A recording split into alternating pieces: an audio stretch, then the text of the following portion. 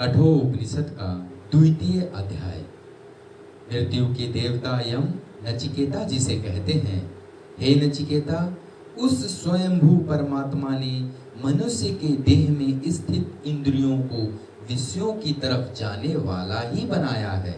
इसलिए मनुष्य बाहर के विषयों को तो देखता है, किंतु आत्मा को नहीं देख पाता। कोई एक विरला ध्यानी पुरुष ही मोक्ष की इच्छा से अंतःकरण में रहने वाले परमात्मा को ध्यान द्वारा देखता है। अज्ञानी मनुष्य अपने इंद्रियों द्वारा विषय भोगों में ही लगा रहता है।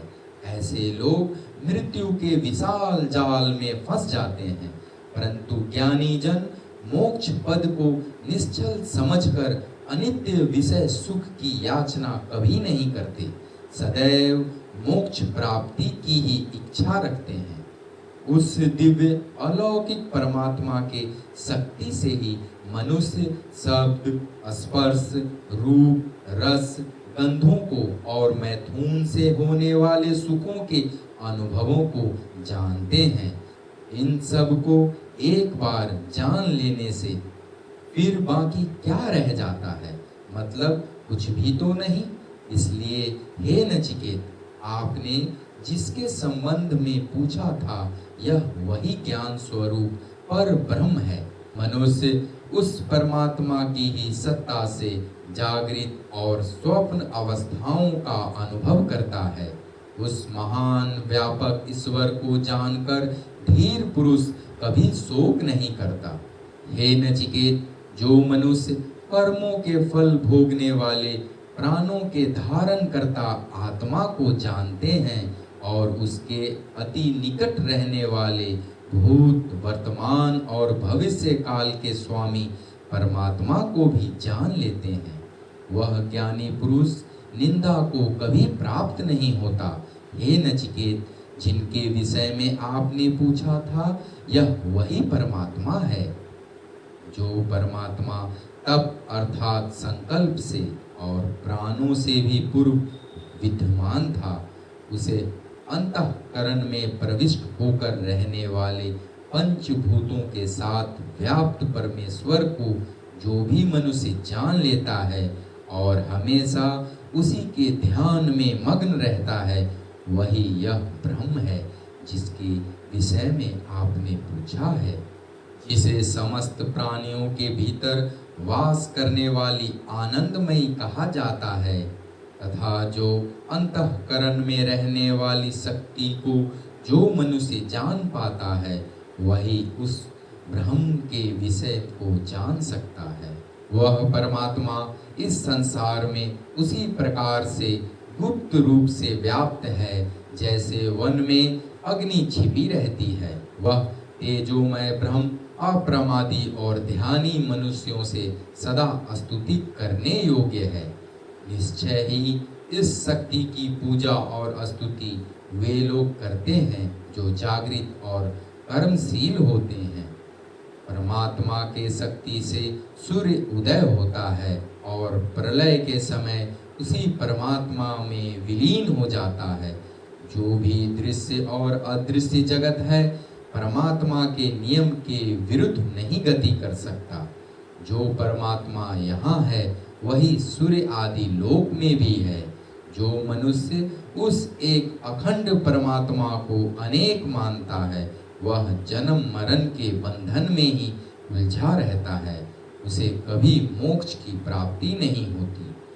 वह पर ब्रह्म केवल मन अर्थात सूक्ष्म बुद्धि से ही जाना जा सकता है। उस ब्रह्म में अनेकत्व है ही नहीं। उस पर ब्रह्म निरंजन को जो मनुष्य नहीं जानता, वह सदा मृत्यु के मुख में पड़ा रहता है। वह परमात्मा प्रत्येक मनुष्य के हृदय स्थली में अंगुष्ठ मात्र लिंग रूप आत्मा के रूप में विराजमान है। योगी जन उसकी प्राप्ति के लिए इसी स्थान पर ध्यान लगाते हैं। वह परमात्मा भूत, भविष्य और वर्तमान का स्वामी है। जो मनुष्य उसको वहाँ जान लेता है, वह फिर ग्लानि को प्राप्त नहीं होता। हे नचिकेत, यह वही ब्रह्म है जिनके विषय में तुमने पूछा था। हृदय स्थली में वह व्यापक प्रभु धुएं रहित प्रकाश के समान निर्मल है। यही वह परमात्मा है जिनको जानने की जिज्ञासा आपने की थी। जैसे ऊंचे नीचे स्थानों में बरसा हुआ जल पर्वत के निम्न भाग में ही पहुंच जाता है, इसी तरह गुणी के गुणों को भिन्न देखने वाला मनुष्य उन गुणों के पीछे ही चल पड़ता है। हे गौतम वंशी नचिकेत, जैसे शुद्ध जल में मिलकर शुद्ध ही बना रहता है, ऐसे ही ज्ञानी मनुष्य की आत्मा पवित्र परमात्मा से मिलकर पवित्र और निर्मल हो जाती है। शुद्ध अंतःकरण वाले अजन्मा आत्मा का यह शरीर 11 द्वारों वाला है। इस शरीर से तथा योग्य काम लेने वाले आत्मा कभी शोक को प्राप्त नहीं होती, और इसी शरीर से विमुक्त होने से मनुष्य मोक्ष लाभ करता है। यह वही आत्मा है जिसके विषय में आप जानना चाहते हैं। जो विशुद्ध परम धाम में रहने वाला हंस अर्थात स्वयं प्रकाश पुरुषोत्तम है, वही अंतरिक्ष में निवास करने वाला वसु है। वही शरीर रूपी घरों में रहने के कारण वह अतिथि है। यज्ञ की वेदी पर स्थापित अग्नि स्वरूपा और उसमें आहुति डालने वाला होता है। समस्त मनुष्यों में रहने वाला, श्रेष्ठ देवताओं में रहने वाला है। वही सत्य में रहने वाला और आकाश में रहने वाला है। जल, पृथ्वी, पर्वतों में अनेक रूपों में प्रकट होने वाला वही परम सत्य है। जब वही परमात्मा योगाभ्यास में संलग्न होता है, तब प्राण वायु को वह ऊपर की ओर रोकता है और अधोद्वार में चलने वाली अपान वायु को पेट में फेंकता है। उसी समय नित्य प्रशस्त जीवात्मा की सारी इंद्रियां सेवन करती हैं, अर्थात जिस प्रकार संपूर्ण प्रजा राजा की आज्ञा का पालन करती है, उसी प्रकार योगाभ्यास प्राणायाम करने वाले मनुष्य की समस्त इंद्रियां उसके वश में रहती है। शरीर के स्वामी शरीर में रहने वाली इस आत्मा के द्वारा शरीर से स्वयं निकल जाने पर और शरीर को छोड़ देने पर शरीर में पीछे क्या रह जाता है, अर्थात कुछ भी नहीं बचता। अतः जिसके निकल जाने पर शरीर में कुछ भी शेष नहीं रहता, हे नचिकेता, वही आत्मा है। कोई भी मनुष्य न तो प्राण से जीता है और न ही अपान से, अपितु मनुष्य उससे जीता है जिसके आश्रय से ये दोनों शरीर में रहते हैं, और वही आत्मा है। पुनः यम कहते हैं, हे नचिकेता, अब मैं तुम्हें एक और गुप्त भेद सनातन ब्रह्म का बताऊंगा, और यह भी बताऊंगा कि आत्मा का मरने के बाद क्या होता है। अतः आप उसे ध्यान पूर्वक सुनो। हे नचिकेता, बहुत से मनुष्य तो अपने अपने कर्म और अपने अपने ज्ञान के अनुसार मनुष्य आदि की योनियों में जाते हैं, और जो मनुष्य अति निकृष्ट पाप कर्म करने वाले हैं, वे वृक्ष आदि अस्थावर योनियों को प्राप्त होते हैं। परंतु यह जो अंतर्यामी प्रत्येक कामना की पूर्ति के लिए सब पदार्थों का निर्माण करता और प्रमाद आलस्य रूपी निद्रा में सोते हुए जीवों में जागता रहता है, वही अमृत रूप शुद्ध ब्रह्म है। उसी पे आश्रित ये सारे लोग स्थिर हैं, जिसके नियमों का कोई उल्लंघन नहीं कर सकता। यह वही परमात्मा है जिसके संबंध में, हे नचिकेता, आपकी जिज्ञासा है। जैसे अग्नि सब पदार्थों में प्रविष्ट होकर उस पदार्थ के रूप में ही दिखाई पड़ती है, इसी प्रकार वह एक सबका अंतरात्मा ईश्वर सब पदार्थों के अंदर और बाहर विद्यमान है। जिस प्रकार अग्नि सब पदार्थों में रहते हुए भी सबसे पृथक है, इसी प्रकार परमात्मा सब पदार्थों में विद्यमान होते हुए भी सबसे पृथक है।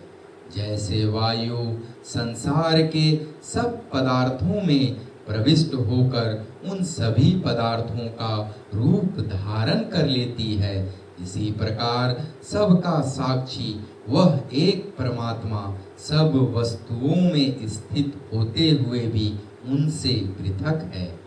जैसे सारे संसार को प्रकाशित करने वाला सूर्य भी आँखों के दोष से लिप्त नहीं होता, इसी तरह सबका साक्षी वह परमात्मा सृष्टि के कर्म से लिप्त नहीं होता। सूर्य यद्यपि लोकांतरों को प्रकाशित करता है, परंतु लोक के दोष उसमें नहीं आते, ऐसे ही परमात्मा भी सब जगत में व्याप्त है, परंतु उसमें जगत के दोष नहीं आते। जो परमेश्वर एक सबका नियंता और सारे चराचर जगत का साक्षी है, वही एक प्रकृति की बहुत प्रकार से रचता है। जो ज्ञानी जन और भक्त जन उस जगदीश्वर को अपनी आत्मा में व्याप्त देखते हैं, उन्हीं को वह अविनाशी सुख मिलता है। जो प्रभु अनित्य पदार्थों में नित्य अविनाशी हैं और जो ज्ञानियों के भी ज्ञान के दाता हैं, जो चराचर वस्तुओं के बीच में एक अखंड हैं और अनंत जीवों के कर्म फलों का दान वाला है, उस परमेश्वर को जो ज्ञानी जन अपनी आत्मा में देखते हैं, उन्हीं को सदा रहने वाली शांति प्राप्त होती है। यह सुनकर नचिकेता बोले, हे यमदेव, ब्रह्म वैसा लोक जिसे प्रत्यक्ष से उंगली द्वारा नहीं दिखा सकते कि वह ब्रह्म ऐसा है, और फिर भी उस अनिर्वचनीय परम सुख मानते हैं, तो मैं ऐसे ब्रह्म को कैसे जानूं? क्या वह प्रकाश का कारण है अथवा प्रदीप के तुल्य स्वयं प्रकाशक है? नचिकेता के इस भांति जिज्ञासा सुनने के उपरांत मृत्यु के देवता यम ने नचिकेता से कहा, हे नचिकेत, उस परमेश्वर को सूर्य, चंद्रमा, तारे और विद्युत प्रकाशित नहीं कर सकते, तब भला यह अग्नि उन्हें क्या प्रकाशित करेगा? वास्तव में उन्हीं के चमकने पर सारा विश्व चमकता है। उन्हीं की ज्योति से यह सारा जगत दिव्यमान हो रहा है। वह तो प्रकाश स्वरूप है, जिसकी जड़ ऊपर की ओर, शाखाएं नीचे को हों। ऐसा यह मनुष्य का शरीर अश्वत्थ के वृक्ष के समान स्वरूप से अनित्य, किंतु प्रवाह से अनादि काल से चला आ रहा है। जो इसके मूल का, यह प्रकृति का भी कारण है, वही शुद्ध ब्रह्म है, वही अमृत आनंदमय है। उसी में पृथ्वी सहित संपूर्ण सृष्टि थमे हुए हैं। वह अनंत है, उसकी कोई सीमा नहीं है। यही परमात्मा जानने के योग्य है। प्रलयांतर में यह सारा जगत परमेश्वर से ही उत्पन्न होता है और सभी के प्राण स्वरूप ब्रह्मा के आश्रय से ही इसमें क्रिया हो रही है। जो ज्ञानी जन उस ब्रह्म को सबका नियामक, न्याय करता और जीवन धारा जानते हैं, वे मुक्त हो जाते हैं। उसी परमात्मा की शक्ति से अग्नि है, उसी के नियम के अनुकूल सूर्य तपता है, उसी के नियम से इंद्र, वायु और मृत्यु दौड़ दौड़ कर अपना कार्य करते हैं। यदि मनुष्य इस शरीर को छोड़ने से पूर्व ही उस परमात्मा को जान ले, तो जन्म मरण के चक्र से मुक्ति प्राप्त कर लेता है। अन्यथा कल्प कल्पांतरों तक इन जन्म मरणशील लोकों में विचरता रहता है। जैसे स्वच्छ दर्पण में अपना दर्शन होता है, वैसे ही शुद्ध आत्मा में परमात्मा का दर्शन होता है। जैसे स्वप्न में अनेक पदार्थ अपने ही आप सन्मुख हो जाते हैं, वैसे ही पुण्यमय जन्म में प्रभु के दर्शन होते हैं। जैसे छाया और धूप का भेद स्पष्ट मालूम होता है, वैसे ही मूर्धा के अंदर निर्बीज समाधि से पुरुष और प्रकृति का भेद स्पष्ट दिखाई देने लगता है।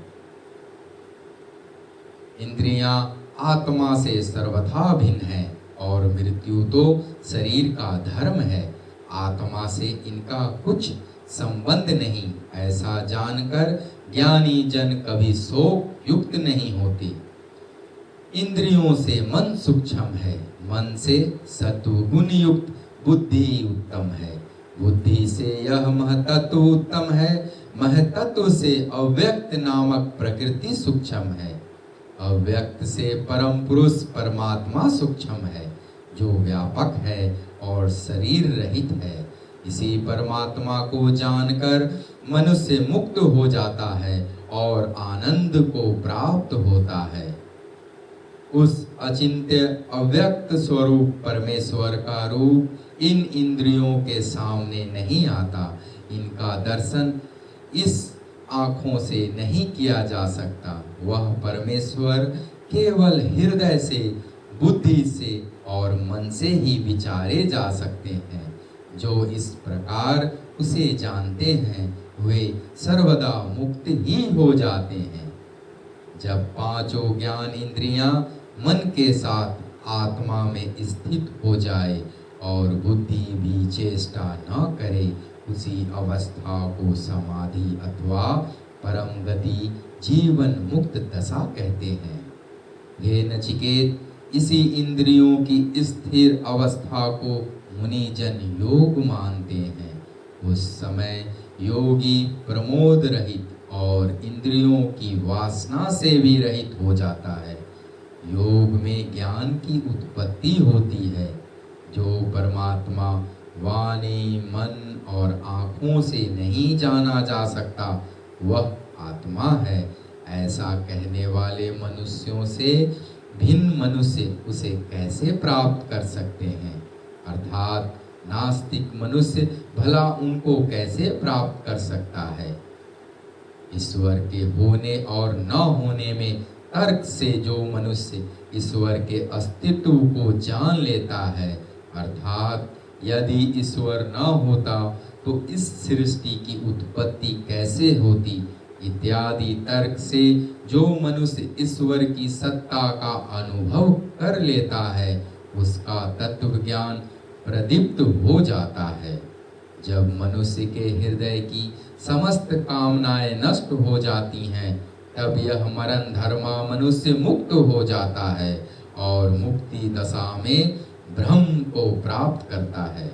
जिस समय मनुष्य के जीवन में उसके हृदय की संपूर्ण ग्रंथियों का छेदन हो जाता है, अर्थात काम, क्रोध, द्वेष, अविद्या आदि हृदय की सारी गांठें खुलकर बिखर जाती हैं, तब मनुष्य अमृत पद को प्राप्त होता है। निश्चय ही यही वेदांत का सार युक्त उपदेश है, यही मर्म है। इस शरीर में हृदय के अंदर 101 नारियां हैं। उनमें से एक नारी है जिसका नाम सुषुम्ना है। यह सुषुम्ना नारी हृदय से चलकर मस्तक तक जाती है। उस नारी के साथ ब्रह्मांड द्वारा जब जीवात्मा शरीर से निकलता है, तब वह मुक्ति को प्राप्त होता है। उस नारी के सिवाय अन्य नारियों से जाने वाला जीवात्मा जन्म मरण के प्रवाह को प्राप्त होता है। इसलिए हृदय स्थली में अंगुष्ठ मात्र रूप से रहने वाले जीवात्मा को प्रयाण काल में योगी धैर्य के साथ अपने शरीर से ऐसे निकालें जैसे सरकंडों की गठरी में से एक सीख खींची जाती है, और इस आत्मा को शुद्ध, पवित्र और अमृत स्वरूप समझें। मृत्यु द्वारा कही हुई इस संपूर्ण आत्मविद्या और योग की विधि को प्राप्त करके नचिकेता ने ब्रह्म भाव को प्राप्त कर लिया। वह धर्म अधर्म से परे पाप रहित और मृत्युहीन हो गए। जो भी मनुष्य अध्यात्म तत्व को इस प्रकार जानेगा वह भी नचिकेता के समान ब्रह्म तत्व को जानकर माया के बंधन से मुक्त हो जाएगा।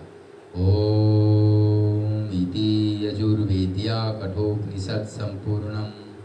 ओम शांति शांति शांति। हे परमात्मा, इस कठोपनिषद को कहने वाले और सुनने वाले दोनों की अधिभौतिक, अधिदेविक तथा आध्यात्मिक तापों की शांति हो।